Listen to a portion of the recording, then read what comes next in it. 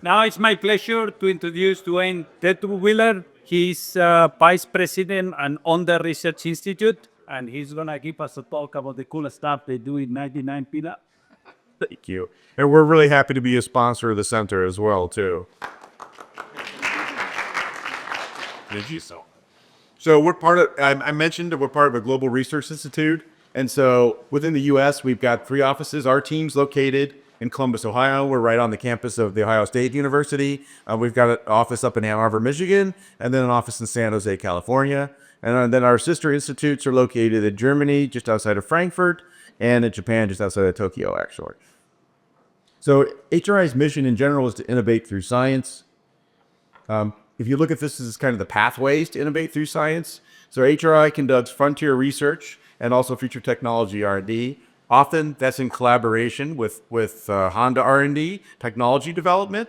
Sometimes these come up and then are developed into products or services for Honda and deployed to our customers. Oftentimes they don't find a home in Honda, and then so we look for a home for them outside. That's one example of some technology, computer vision technology that was developed by the Institute in Germany that's now being used by a startup to help folks with vision impairment navigate. So our 99P Labs, and I'll talk a little bit more about it, joined Honda Research Institute on April 2023. And this is really, again, our kind of models looking at innovation through shared value creation.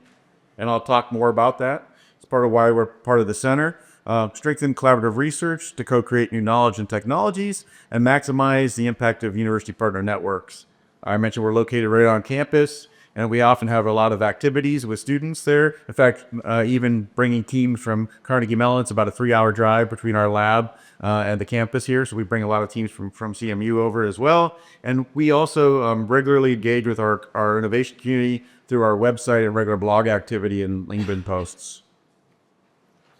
So as we were getting, before we started 99P Lab, we were really looking at this idea that urban mobility was becoming very, very troublesome. And so if you looked, these statistics here are from just before COVID. Of course, during COVID, kind of everything took a pause, but actually now coming back out of it, these things are actually, in many cases, getting much worse. So if you look at almost any urban center around the world, actually, congestion, road accident fatalities, energy consumption, CO2 emissions, lack of green space, and air pollution are all problems, and they're all problems that are trending worse. So under business as usual, these things continue to grow. So we formed our new group in collaboration with the Ohio State University, really looking at creating sustainable mobility futures. We do this through collaborative research and data-driven innovation, which I'll talk a little bit about. And if we're successful, then we can imagine the society will have advantages for improving people's quality of life, expanding the joy and freedom of mobility, enhancing safety and security, fostering sustainability, and fueling local innovation. And many of our collaborative efforts are around these goals. We have 4 research domains that we focus on. Software-defined intelligence, which is really looking at innovating solutions for connected intelligent platforms. Joint cognitive systems, which my colleague Joan leads. We're really looking at designing for cooperation, coordination, and collaboration between human and intelligent machines. Sustainable energy and materials, which is looking at innovative alternative battery technologies and advanced materials to improve energy systems and sustainability. And computational design and digital twins, which really supports the other 3 pillars. I'm looking at pioneering digital systems for real-world solutions. So we kind of focus on the intersection of future mobility, energy, and intelligence. This gives you an idea of our research community. You can see the colored dots there for the various research pillars. I mentioned we're located on Ohio State University's campus. Along with university, of course, we partner with government agencies. We partner with startups and other industry partners. We've been growing our engagement with Carnegie Mellon University, and I expect that trend to continue. Again, it's all around, and I'll give it a little bit of example, this idea of shared value creation.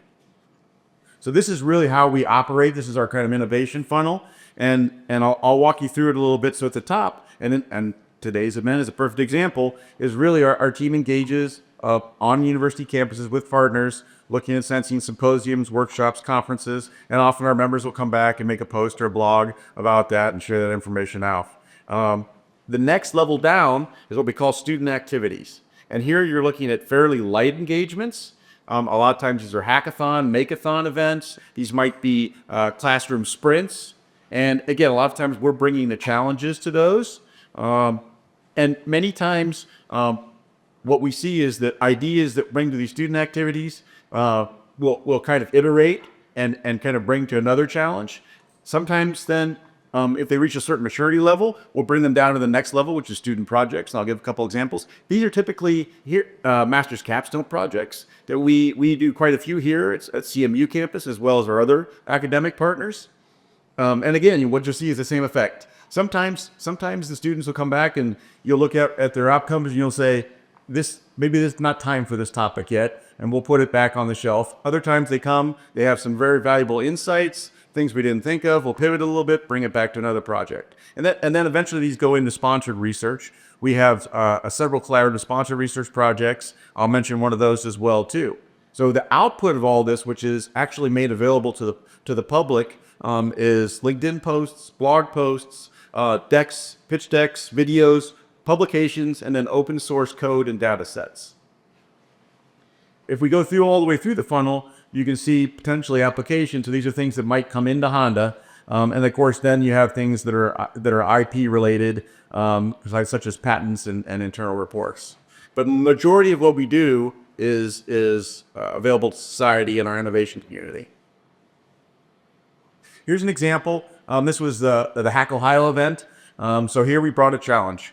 How can we create indoor navigation solutions that are intuitive, personalized, and accessible for everyone? So 35 teams, which is, I want to say 140 students, submitted solution concepts to make indoor navigation more user-friendly and inclusive. A lot of these are directly relevant for the topics that are part of this center's focus.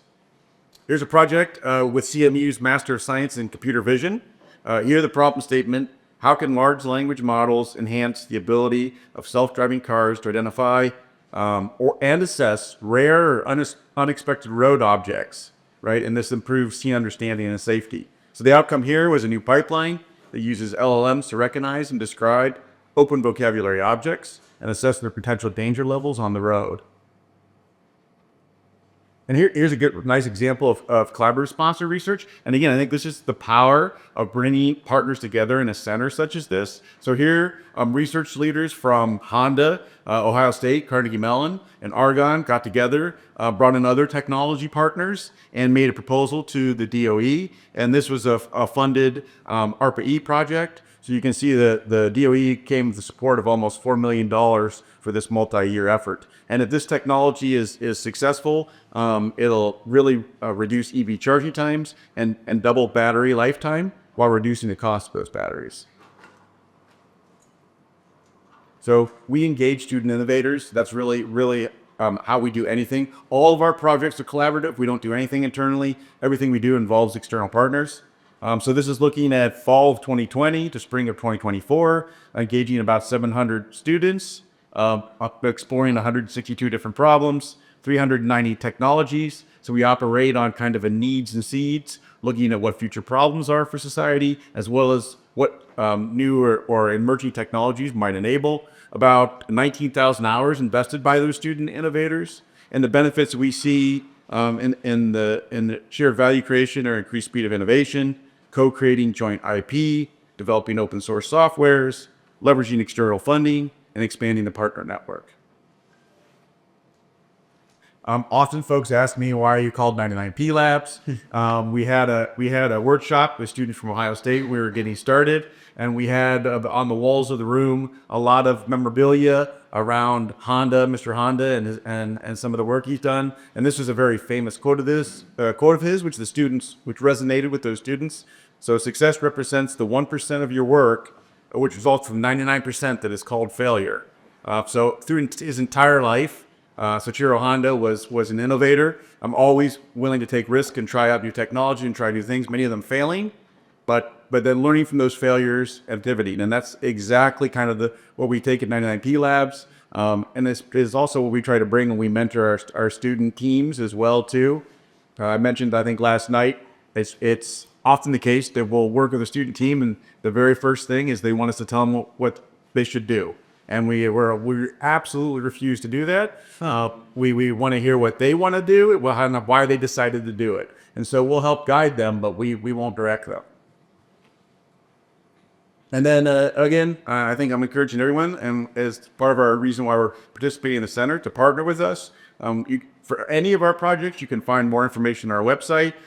We encourage the students to blog for us that you see on the Medium page, and then we try to bring people into the collaborative network through our LinkedIn posts. And with that, I'll conclude and see if there's any questions. Thank you.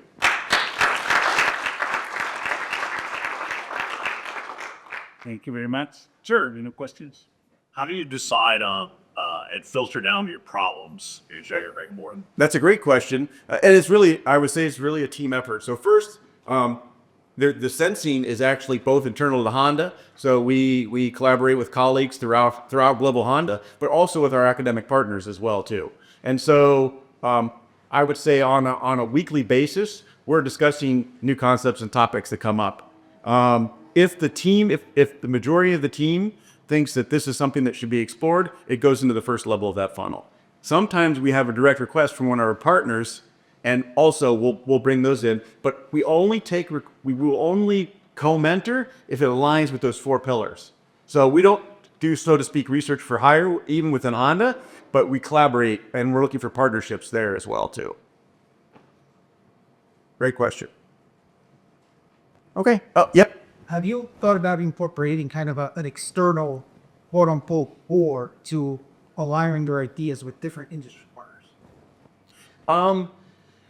That's a great question. No, right now it's very much in the collaboration from the forming of Honda, and we also have some colleagues at Ohio State University, and that we kind of get together with on a regular basis and talk about the direction of the center.